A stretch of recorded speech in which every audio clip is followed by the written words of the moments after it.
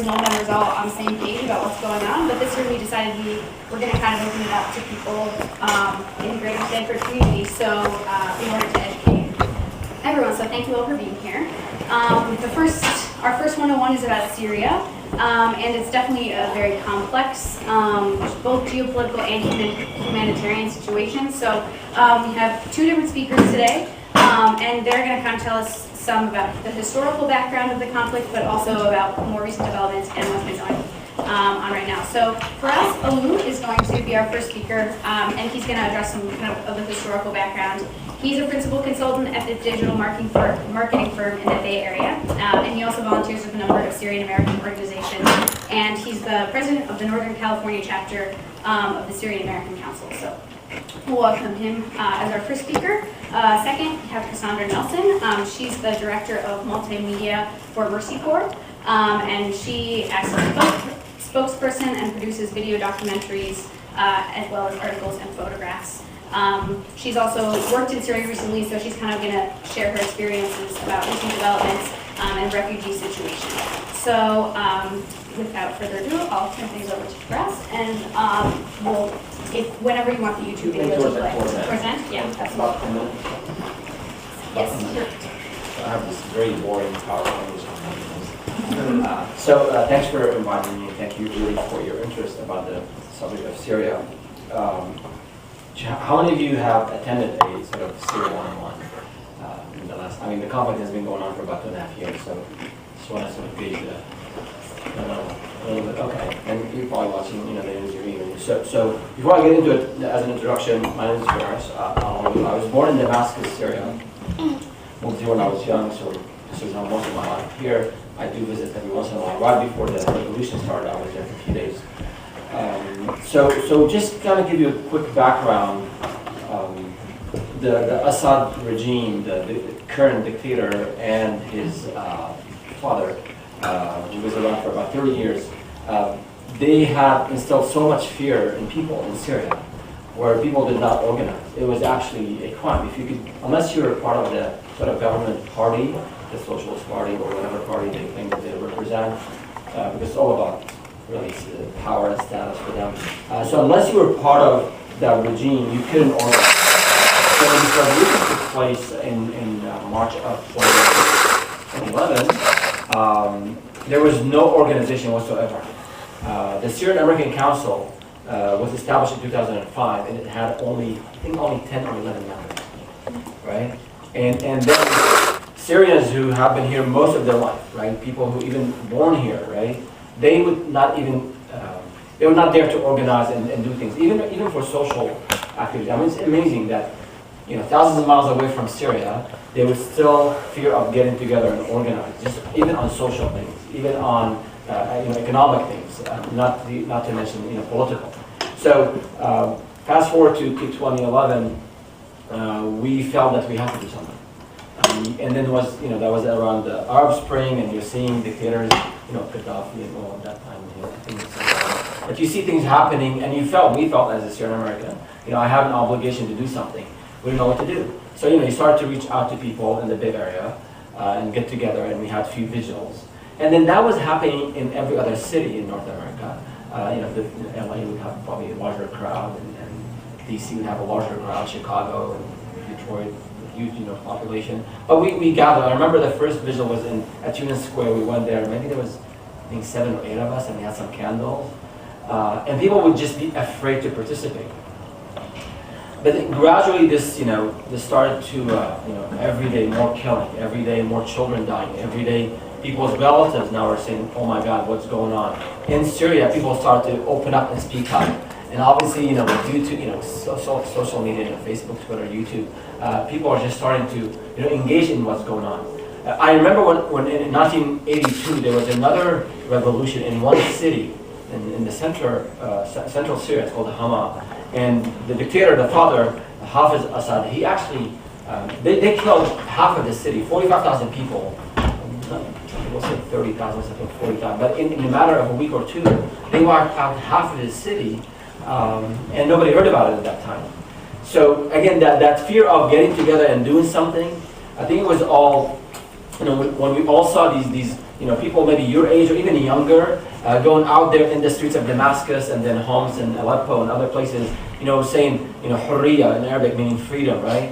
When we saw that, and they were shot at, they were, kidnapped, they were raped, they were imprisoned, you name it. I mean, the regime was just, they have no mercy. So for the first few months, I think up to about 6 months, it was a very peaceful type of sort of revolution, or people just going out on the streets saying, we're asking for basic things that we take here for granted. Let's say I'm in the University of Damascus, and I want to have a student club. I want to publish a newspaper. I was going to say marketing. Right? So I want to do a newspaper for my students. I want to say something about what's on my mind about the governance in the university. You can't do that. So when all of us here, Syrian Americans, saw that, not all of us, a lot of us, saw that, we felt obligated to do something, and we felt that yes, whatever happens, it could happen. I have to go and do something. So that's how sort of the Syrian American Council and other organizations in North America and in the U.S. we got together, and we started to, for the first time, sit down with strangers, not my family members, and talking about politics, the politics of Syria. I could never do that. In the 80s, there was no, TV, we had a black and white TV, I remember when I was growing up, and we would not even turn the radio. There was one station for the opposition, was broadcasting from Iraq, and we would not even turn the radio on to listen to what they're saying because we were afraid somebody would barge in and they would take us and imprison us, the whole family. I have family members, and if you speak to any Syrian, I'm almost certain they have either someone who killed or detained or raped, or it happens. They will do it. It doesn't matter whether you're Muslim, whether you're Christian, whether you're part of the Alawite regime. A lot of people say it's a sectarian thing. It's not a sectarian thing. If you oppose those who are controlling, the finance, the infrastructure, the political agenda, if you oppose them, no matter what your background is, you were thrown in prison. So that's how bad it is. I know my cousin, in the 80s, he was taken out of, he was actually serving in the army. You have to serve in the army in Syria after you finish college. He was taken and thrown into the desert in Tidmor. I don't know if you've been in that area. There was a very famous, this prison where people just go there and disappear for 9 years. And then they said, okay, now you can leave and you're innocent. My brother-in-law, my wife's, she has her twin sister, her husband was also, he and two of his brothers were thrown in jail, same jail in the city called Tidmor, for about 10 years. And they let him go. He said, you're innocent. That was back in the 80s. And his two brothers, up to now, this was in the 80s, they have no idea whether they're still alive or dead. This is the type of atrocities that the dictator, Bashar al-Assad, at this time, he picked up from his father. And so those of us out here, in the U.S., we felt that we have to do something. We started to organize, and we formed, so the Syrian American organization went from 11 members to, I think we had 1,200 members, at least those who signed up, and then a lot of supporters. And then we started to get involved locally, we did a lot of vigils, a lot of fundraisers. The humanitarian need, Cassandra's going to talk about that.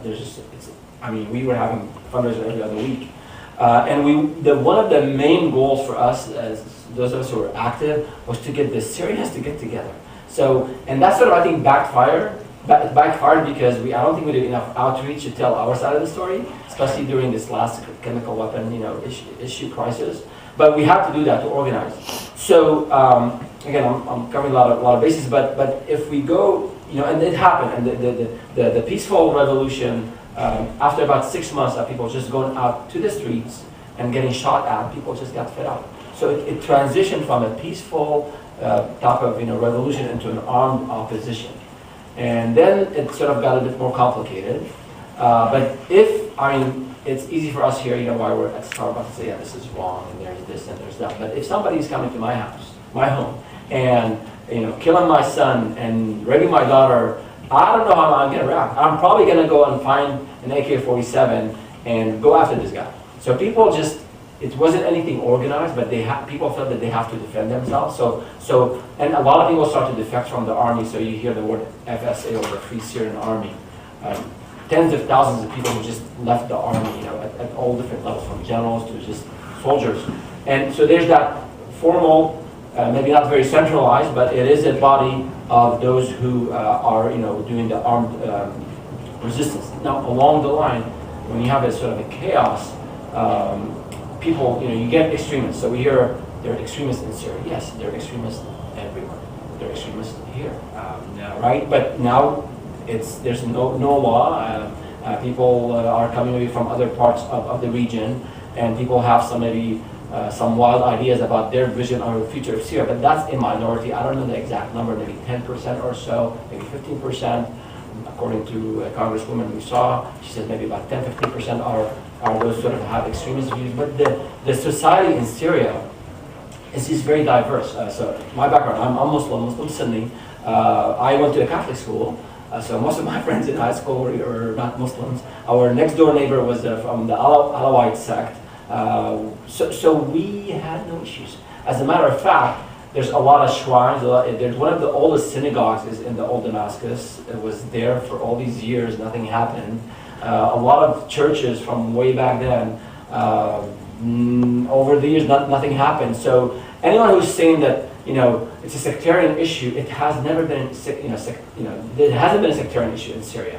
Only when the current regime and their PR machine, they're trying to say, well, these are extremists. So anybody who opposes the regime is Al-Qaeda. Anybody who's opposed the regime is into sectarianism. Anybody who's opposed the regime is also pro, the U.S. because the U.S. is the enemy. So you have all these dynamics, but at the heart of this crisis, and I'm going to end with this, at the heart of it is you have people, you have young people like you guys, who at one point said, we're fed up with this. We're just going to go out and say we want to be able to vote. We want to be able to elect our own, officials. We want to be able to have a newspaper. I want to be able to organize.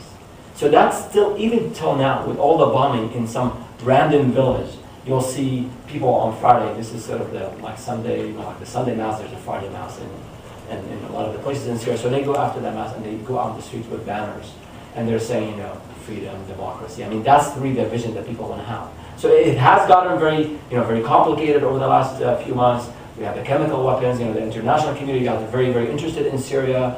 It was top of the line coverage here in the U.S. for 3 weeks, and the opposition. Maybe I should leave this with you, but it got we all heard about Syria for about 2-3 weeks.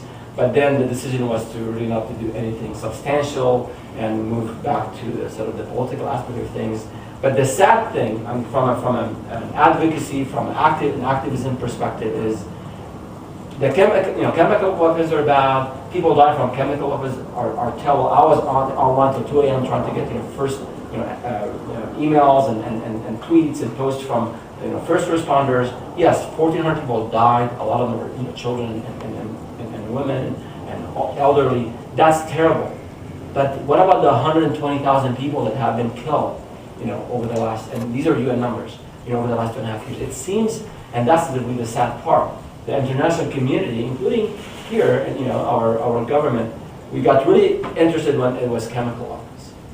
But what about all these other people that have been killed? So it is getting a bit more complicated, but at the core of it, there are people who are asking for basic rights, their freedom.